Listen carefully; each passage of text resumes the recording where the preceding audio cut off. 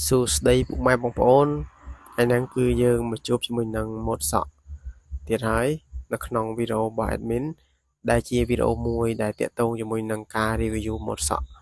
ថ្មីឬក៏ម៉ូតសក់តាមប្រទេសបើជាដំបូងហ្នឹងគឺកុំភ្លេចផ្ដល់កម្លាំងចិត្តមុននឹង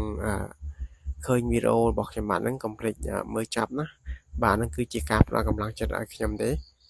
នៅពេលដែលទស្សនាវីដេអូរបស់ admin ចប់ហើយកុំភ្លេចជួយ like ហើយ comment ហើយនឹងជួយ share ហើយកុំភ្លេចជួយ follow page ម្នាក់មួយផង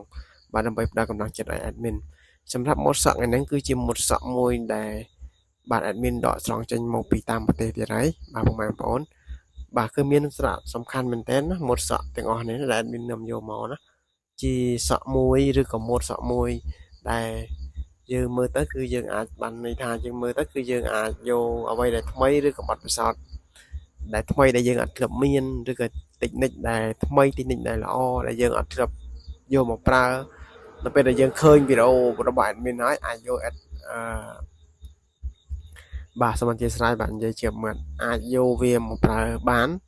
នៅចំណុចណាដែលយើងខ្វះខាតជាពិសេសដូចជាងដូចជារូបខ្ញុំជាដើមគឺខ្ញុំតែងតែមើលបាទដើម្បីយកអ្វីដែលថ្មីមកធ្វើការ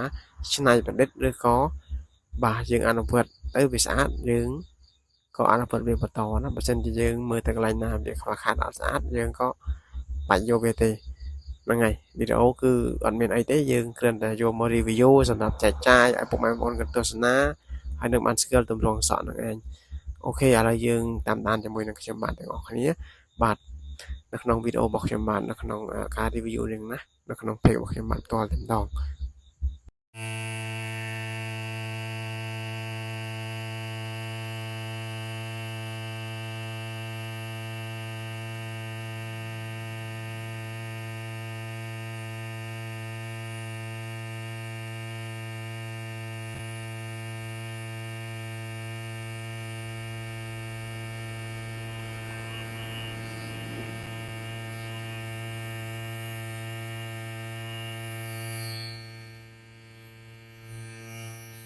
សម្រាប់ពុកម៉ែបងប្អូនឬក៏ជាងកាត់សក់ដែលត្រូវការជាមួយនឹងផលិតផលកាត់សក់ឬក៏ចង់បានម៉ាទ័រកាត់សក់អាចទាក់ទងតាមរយៈ Facebook ដែលមានឈ្មោះឆាំវិបុល